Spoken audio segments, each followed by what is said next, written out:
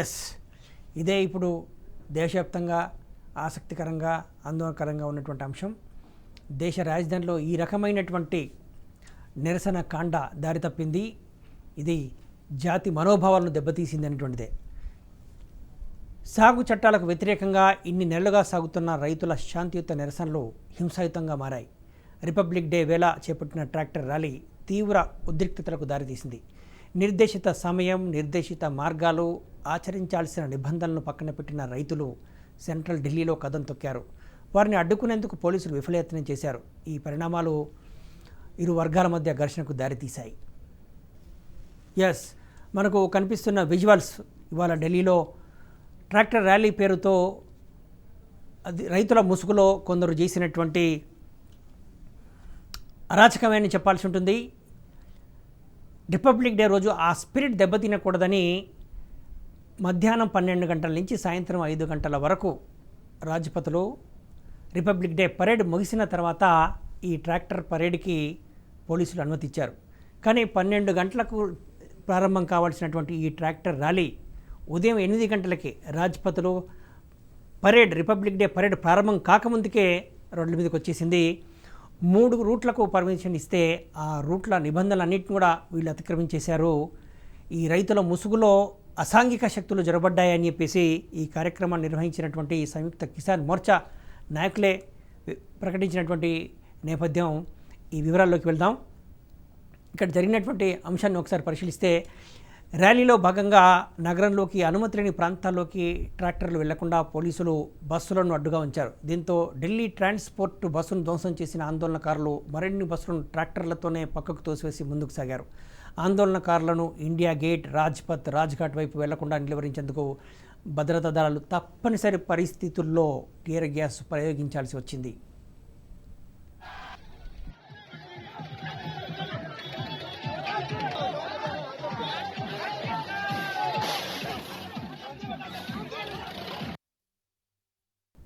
Yes, ఈ మొత్తం ఎపిసోడ్లో ఐపీఎస్ ఆఫీసర్లతో సహా 18 మంది పోలీస్ అధికారులకు గాయాలయ్యాయి. ట్రాక్టరు డ్రైవింగ్ దూసుగా చేయడం వల్ల ఆ ట్రాక్టర్ తిరగబడి ఒక రైతు మరణించాడు. ఆ రైతు మరణాన్ని అడ్డం పెట్టుకొని కొంతమేరకు ప్రొటెస్ట్ చేసే ప్రయత్నం చేశారు. కానీ ఆ తర్వాత అది సద్దుమణిగింది. ఇక సెంట్రల్ ఢిల్లీలోని ఐటీ శాఖ కార్యాలయం, దీన్ని ఐటీఓ అంటారు, ఆ ఐటీఓ ఆఫీస్ సమీపంలోనే కొందరు నిరసనకారులు పోలీసుల అధికారిపైకి దాడికి యత్నించారు. అయితే అక్కడే ఉన్న కొందరు రైతులు పోలీసును కాపాడారు. ఆ విజువల్స్ చూద్దాం.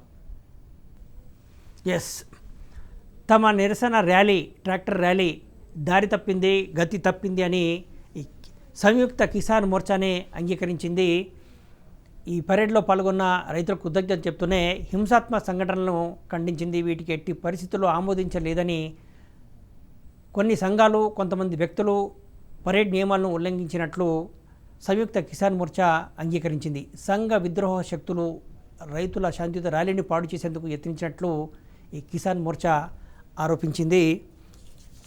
ఈ కిసాన్ మోర్చాకు సంబంధించినటువంటి ఇతర నేతలు ఏ విధంగా స్పందించారో చూద్దాం. రాకేష్ తికాయత్ ఏమన్నారో ఒకసారి చూద్దాం. నిరసనలు రైతు నేతలు చేయి దాటిపోయాయంటూ వస్తున్న ఆరోపణలపై బీకేయూ నేత రాకేష్ తికాయత్ స్పందించారు. తమ ర్యాలీలోకి ఇతరులు చొరబడ్డారన్నారు. పరేడ్ను చెడగొట్టేందుకు కొందరు ప్రయత్నిస్తున్నారని ఆరోపించారు. రాజకీయ పార్టీల కార్యకర్తలు చొరబడ్డారని, తమ ర్యాలీలోకి చొరబడిన వారిని గుర్తించినట్టు చెప్పారు రాకేష్ తికాయత్. यहाँ पे गाजीपुर से और यहाँ से ट्रैफिक जो जा रहा है उसको रिलीज करवा रहे हैं, यहाँ से सब लोग लगे हुए हैं। आंदोलन 3 बिल, एमएसपी पे कानून, ये आंदोलन वो है जो ट्रैक्टर परेड है, ये वो परेड है जब इनको खालिस्तान नहीं कहा, पाकिस्तान नहीं कहा। हम तिरंगे में विश्वास है, तिरंगा हमारी आन बान और शान है देश की, वो है। अब सरकार ये है कि अपना भाई काम करे, किसानों से बातचीत करे, ठीक है, ये इशू हमारा है। पता नहीं सरकार का है ना सुने, मैं कहाँ कह रहा कि नहीं, ये दिल्ली का ही पॉट है, जहाँ हम हैं दिल्ली में ही है, और यहाँ से दिल्ली में जाकर किसान फिर वापसी जाएगा सब।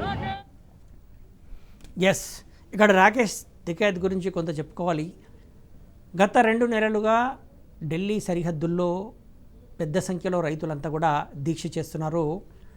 కేంద్ర ప్రభుత్వం తెచ్చిన నూతన వ్యవసాయ చట్టాలను రద్దు చేయాలనే డిమాండ్ తోటి 10 దఫాలుగా కేంద్ర పెద్దలతోటి వ్యవసాయ శాఖ మంత్రి నరేంద్ర సింగ్ తోమర్తో పాటు ఇతర కేంద్ర మంత్రులతోటి చర్చలు జరిపారు.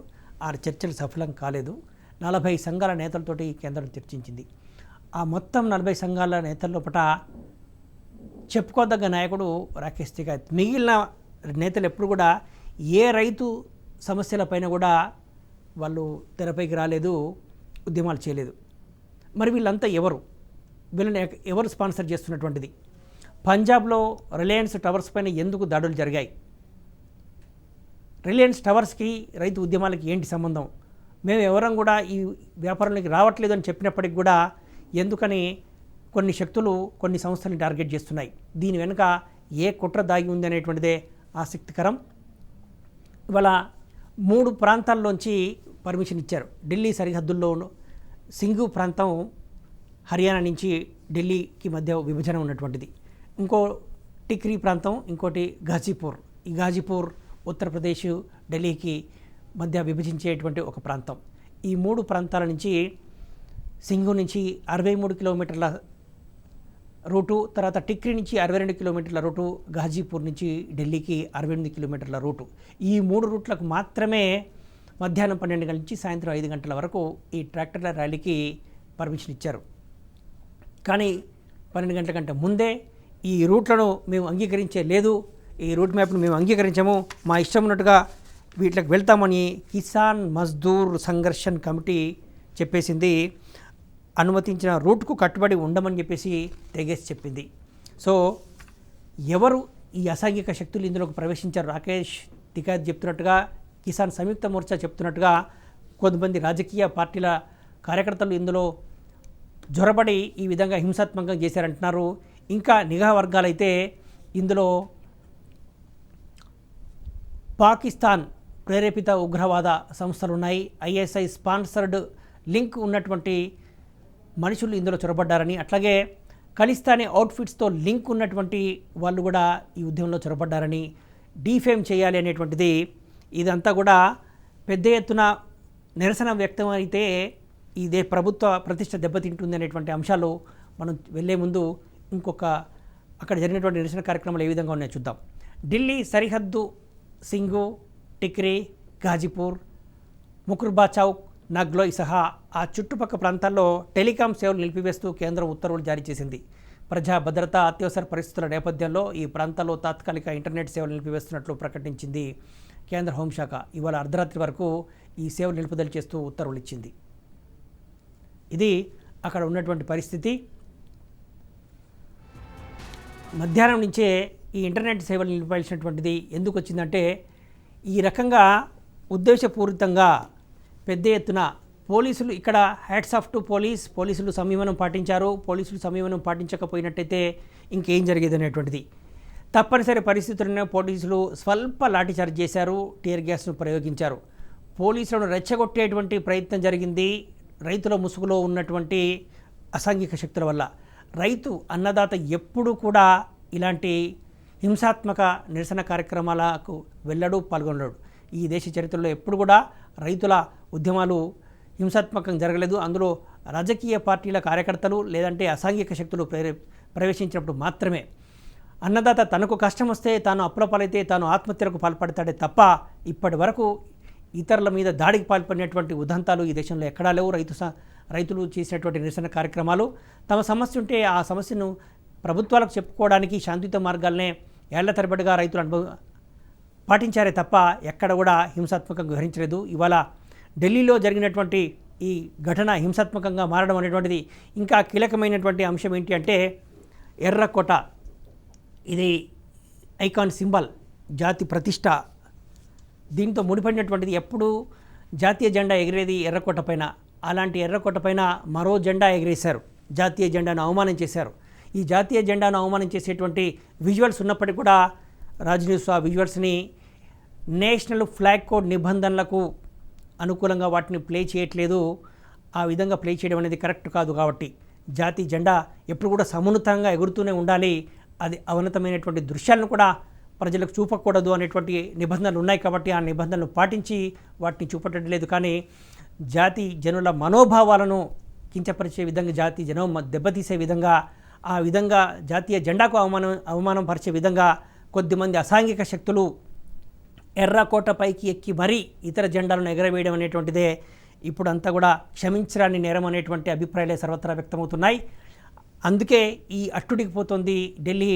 ఇక్కడ ఉన్నటువంటి పరిస్థితిని కేంద్ర హోంశాఖ ఎప్పటికప్పుడు మానిటర్ చేస్తోంది. కేంద్ర హోంశాఖ మంత్రి అమిత్ షా ఉన్నతాధికారులతో సమావేశమై ఈ పరిస్థితిని సమీక్షిస్తున్నారు. ఇక్కడ ట్రాక్టర్ ర్యాలీలో ఉద్రిక్తత కారణంగా దేశ రాజధాని ఢిల్లీ ఆంక్షల వలయంలోకి జారుకుంది. Parliament, Vijay Chowk, Rajpath, India gate వైపు వచ్చే అన్ని రహదారులు మూసివేశారు పోలీసులు. ముందు జాగ్రత్త చర్యలో భాగంగా ఈ నిర్ణయం తీసుకున్నట్టు వివరించారు. పర్యాటకులు అక్కడి నుంచి వెళ్లిపోవాలని విజ్ఞప్తి చేశారు. రైతుల ట్రాక్టర్ ర్యాలీ ఉద్రిక్తంగా మారడం వల్ల ఢిల్లీలో భద్రతను పెంచేందుకు కేంద్ర హోంశాఖ చర్యలు తీసుకుంది. 10 కంపెనీల సిఆర్పీఎఫ్ బలగాలు మోహరించినట్లు తెలుస్తోంది. ఇది తప్పనిసరి పరిస్థితుల్లో కేంద్ర బలగాలను మోహరించడం, ఇతరత్ర భద్రతా చర్యలను కట్టుదిట్టం చేయడం. ఇప్పటికీ 6,000 మంది పోలీసులు ఈ పహారా కాశారు ఈ ట్రాక్టర్ల ర్యాలీ ఉధృతం కాకుండా ఉండేందుకోసం. రైతులు ముసుగులో ఉన్నటువంటి అసాంఘిక శక్తులు ట్రాక్టర్లను నేరుగా పోలీసులపైకి దూసుకెళ్లే విధంగా చేసినప్పటికీ కూడా సమయం పాటించారు పోలీసులు. ఈ అంశాలపైన వివిధ పార్టీల నాయకులు ఏ విధంగా స్పందించారో చూద్దాం. లోక్సత్తా అధినేత జయప్రకాష్ నారాయణ ఈ విధంగా స్పందించి చూద్దాం. ఢిల్లీలో రైతుల పేరిట జరుగుతున్న ఆందోళనలు అరాచకానికి పరాకాష్ట అన్నారు లోక్సత్తా వ్యవస్థాపకులు జయప్రకాష్ నారాయణ. సంఖ్యలు లేని వ్యవసాయ చట్టాలు వ్యతిరేకించిన మూర్ఖత్వం అన్నారు జయప్రకాష్ నారాయణ.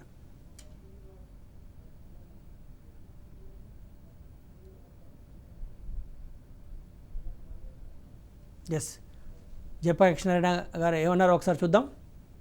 నిర్ద్వంద్వంగా, సాధికారికంగా, సోదాహరణంగా, వాస్తవాలతో, తర్కంతో ఎన్నోసార్లు నిరూపించాం. ఈ చట్టాలు రైతులకి మంచివి, సంఖ్యలు తీసేస్తాయి. ఇప్పటిదాకా రైతుకి ఎవరికి, ఏ వర్గంలో, ఏ రంగంలో ఎవరికి లేనటువంటి సంఖ్యలు రైతుకు వేశారు. అంత మాత్రం చేత అద్భుతాలు జరగవు, ఇంకా జరగాల్సింది చాలా ఉంది. నాకు ఏమాత్రం సందేహం లేదు. ఈ ఉద్యమాలన్నీ కూడా అపోహలతో వస్తున్నాయి. ఎవరు కూడా ప్రపంచంలో సంఖ్యలు తీసేస్తాం మొర్రో అంటే, లేదా సంఖ్యలు ఉన్న చట్టమే కావాలని ఎవరు కోరరు. మన దేశంలో బహిరంగ చర్చ ప్రమాణాలు, రాజకీయము, మన అవగాహన ఎంత స్థాయిలో ఉన్నాయో అర్థమవుతుంది. ఇది చాలా విషాదంగానే, నిజంగా కొంచెం దూరం నుంచి చూస్తే చాలా నవ్వు వస్తుంది, హాస్యంగా అనిపిస్తుంది. అది పక్కన పెట్టండి. అయినా కూడా నిరసన చెప్పే హక్కు ప్రజలకు ఉన్నది. ప్రజాస్వామ్యం అంటే మీ భావాలు ప్రకటించే హక్కు ఉన్నది. కానీ అంబేద్కర్ ఒక మాట చెప్పారు, రాజ్యాంగం రాసినప్పుడు ఆయన అన్నారు, ఇప్పటిదాకా మనకి స్వంత దేశం లేదు కాబట్టి, మన దేశాన్ని పరాయి వాళ్ళు పరిపాలిస్తున్నారు కాబట్టి, మనకు హక్కులు లేవు కాబట్టి, పరాయి పంచన బతుకుతున్నాం కాబట్టి, కొన్ని సందర్భాల్లో మనం ఉద్యమాలు ఇష్టం వచ్చినట్టు చేశాం. రస్తారోకోలు చేశాం, సత్యాగ్రహాలు చేశాం, హర్తాళ్లు చేశాం, బంధులు చేశాం, రైలు పట్టాలు పీకాం, హింసకు పాల్పడ్డాం, తుపాకీ తూటాలు ఎదుర్కొన్నాం. అది బహుశా అలాంటి సందర్భంలో మనకు హక్కులు లేనప్పుడు, ప్రజాస్వామ్యం లేనప్పుడు దాన్ని మనం ఆమోదించవచ్చు. కానీ మనకు ఒక రాజ్యాంగం వచ్చాక, స్వపరిపాలన వచ్చాక, ఓటు హక్కు వచ్చాక, మనకి స్వేచ్ఛలు వచ్చాక, మనం చాలా ప్రజాస్వామ్య పద్ధతుల్లో, రాజ్యాంగబద్ధ పద్ధతుల్లో మాత్రమే నిరసన తెలియచేయాలి. లేకపోతే అది గ్రామర్ ఆఫ్ ఎనార్కీ అవుతుంది, అరాచక వ్యాకరణం అవుతుంది అన్నాడు ఆయన. ఎస్, ఢిల్లీ పరిణామాలపైన జయప్రకాష్ నారాయణ స్పందించినట్టుగానే హర్యానా ముఖ్యమంత్రి మనోహర్ లాల్ ఖట్టర్ కూడా స్పందించారు. Freedom to agitate but not spread to anarchy అనేటువంటిది హర్యానా సీఎం మనోహర్ లాల్ ఖట్టర్ వ్యాఖ్య. ఈ విధంగా ఇష్టానుసారంగా రైతుల ముసుగులో అసాంఘిక శక్తులు ప్రవేశించి ఒక అరాచకాన్ని సృష్టించేటువంటి ప్రయత్నం ఇది ఫ్రీడమ్ కిందికి రాదు. స్వేచ్ఛను దుర్వినియోగం చేయడం అనేది ఎవరు క్షమించరు అనేటువంటి వ్యాఖ్యలు. జయప్రకాష్ నారాయణ చెప్పినట్టుగా ఈ చట్టాలు ఏళ్ల తరబడిగా వ్యవసాయ మార్కెటింగ్ పైన సంఖ్యలు ఉన్నాయి, ఆ సంఖ్యలను తెచ్చేటువంటివి. నిజానికి కాంగ్రెస్ హయాంలో కూడా ఈ ప్రయత్నాలు జరిగాయి. ఈ model APMC agriculture produce market committee act Manmohan Singh ప్రభుత్వంలో కూడా చేశారు. అప్పుడు వ్యవసాయ శాఖ మంత్రిగా ఉన్నాడు శరద్ పవార్, నేషనలిస్ట్ కాంగ్రెస్ పార్టీ అధినేత శరద్ పవార్ కూడా ఇదే రకమైనటువంటి, ఇప్పుడు నరేంద్ర మోడీ ప్రభుత్వం తెచ్చినటువంటి నూతన వ్యవసాయ చట్టాలను పోలినట్టుగానే ఇదే మార్కెటింగ్ నిబంధనలతోటి అప్పుడు కూడా మోడల్ యాక్ట్ని తెచ్చారు. వాటిని ఇతర పార్టీలు కూడా వాటిని సానుకూలంగానే చర్చించాయి. అవి కార్యరూపం దాల్చలేదు ఇతరతర కారణాల వల్ల. ఇప్పుడు అవే అంశాలను నరేంద్ర మోడీ ప్రభుత్వము 3 చట్టాలను తీసుకొచ్చింది. వాటిని ఉద్దేశపూర్వకంగా వ్యతిరేకిస్తున్నారు. ఇది రైతులను ఓటు బ్యాంకుగా చూసి రైతులకు కొన్ని విషయాల్లో పట్ల అవగాహన కల్పించాల్సినటువంటి పార్టీలు కల్పించకుండా రైతులను ఆందోళన పరిచే విధంగా చేయడం వల్లే ఈ రకమైనటువంటి పరిస్థితులు వస్తున్నాయి. మొత్తం ఢిల్లీలో జరుగుతున్నటువంటి ఉద్యమాలంతా కూడా కేవలం 2 రాష్ట్రాల రైతులే ఉన్నారని చెప్పేసి మొదటి నుంచి మీడియా చెప్తోంది, ఇతర రైతు సంఘాలు చెప్తున్నారు. పంజాబ్, హర్యానాలకు సంబంధించిన రైతులు మాత్రమే. అక్కడ ఉన్నటువంటి మండీ వ్యవస్థ వల్ల కొంత మేరకు కొందరు మాత్రమే లాభపడాలనేటువంటిది, దళారులు మాత్రమే లాభపడేటువంటి కోణంలోనే ఈ విధంగా చేస్తున్నారనేటువంటిది. ఇతర రాష్ట్రాల నుంచి ఈ రకమైనటువంటి నిరసనలు ఎందుకు లేవంటే అందుకే లేవు.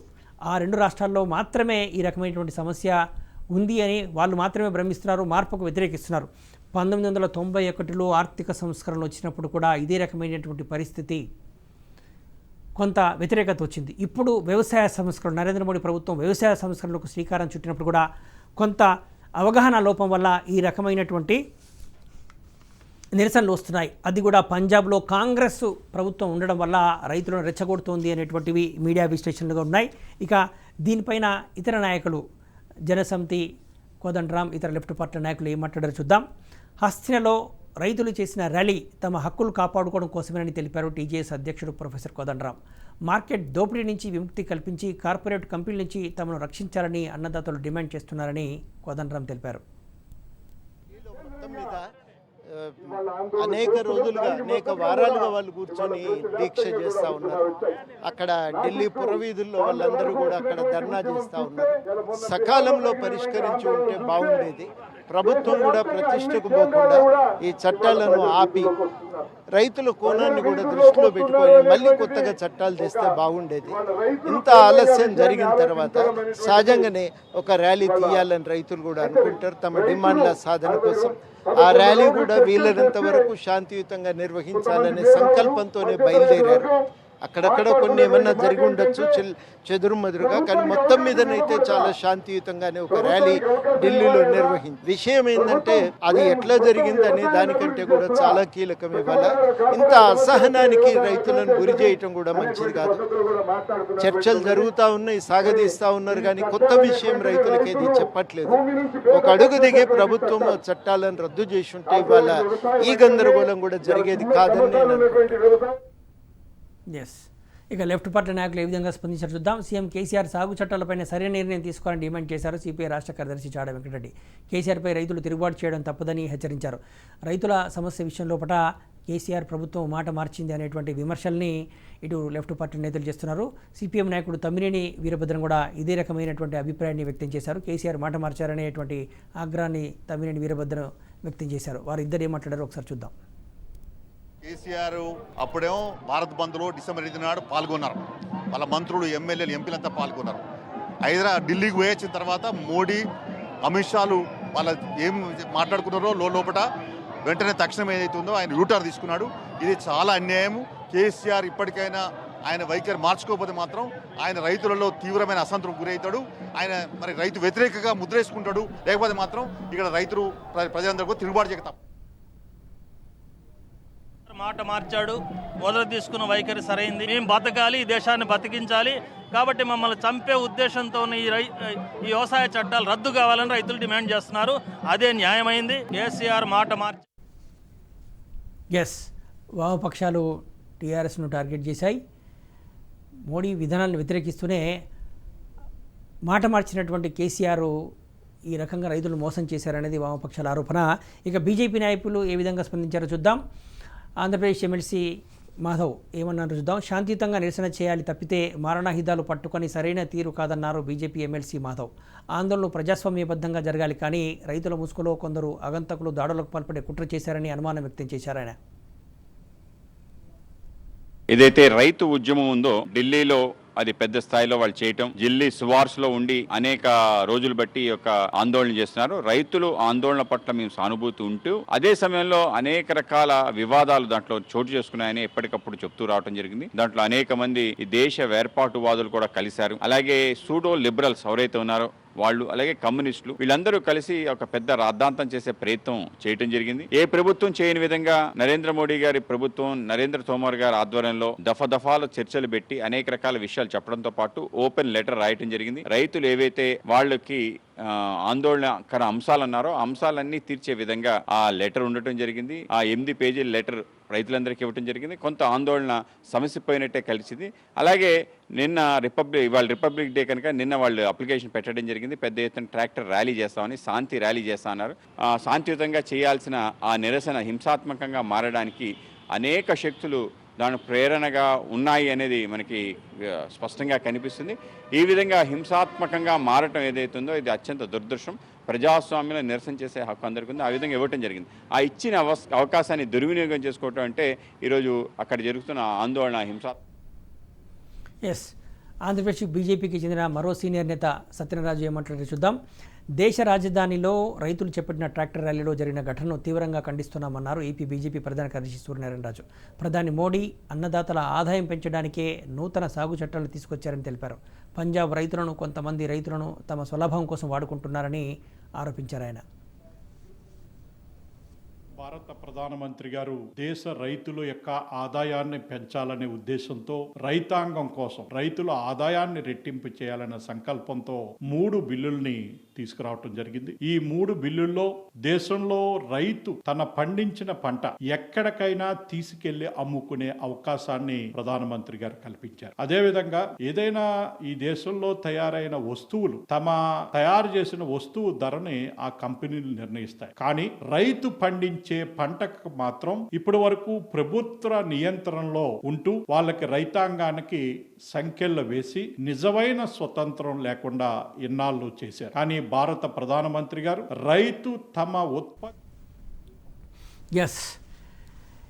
రైతు సంఘాలు, వామపక్షాలు, ఇతర పార్టీలు డిమాండ్ చేస్తున్నట్టుగా కేంద్రం స్పందించి రైతు సంఘాలతోటి 10 దఫాలుగా చర్చలు జరిపింది.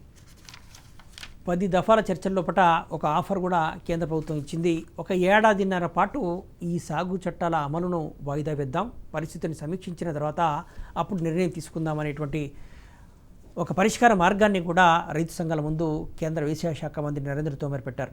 కానీ రైతు సంఘాలు మాత్రం ససేమీరా అంటూ ఇంత హింసాత్మక నిరసన కార్యక్రమానికి తెరదీశాయి. అయితే రైతులు ఎవరు కూడా ఇలాంటి హింసాత్మక కార్యక్రమాలకు పాల్పడరు. రైతుల ముసుగులో కొన్ని రాజకీయ పార్టీలు, బీజేపీ ఆరోపిస్తున్నట్టుగా లెఫ్ట్ పార్టీలు, అట్లాగే ఖలిస్తాన్ అవుట్ఫిట్తో సంబంధం ఉన్నటువంటి, అలాగే ఐఎస్ఐతో సంబంధం ఉన్నటువంటి కొద్దిమంది వ్యక్తులు ఇందులో చొరబడి ఈ రకమైనటువంటి హింసకు పాల్పడ్డారనేటువంటి ఆరోపణలు ఉన్నాయి.